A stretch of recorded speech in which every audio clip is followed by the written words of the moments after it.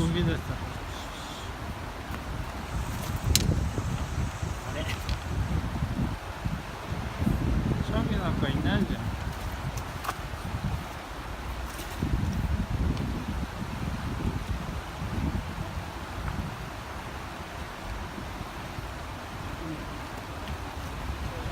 動かしてみる。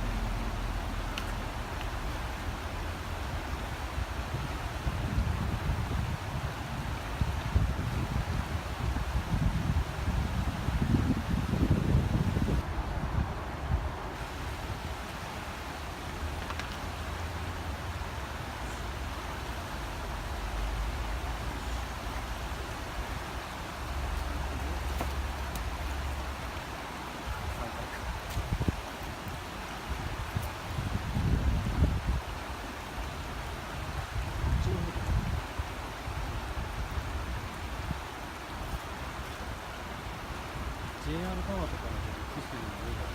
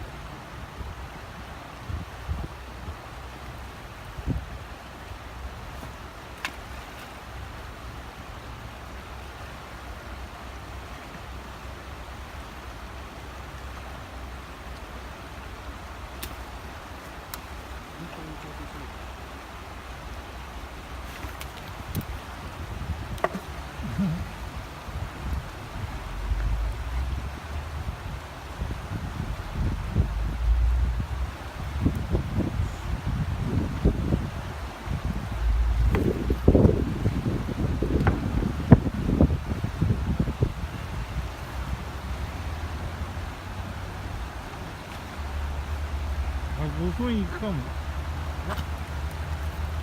3分17まで。4分ぐらいで止めてみましょう。それまでいろんな景色を撮る。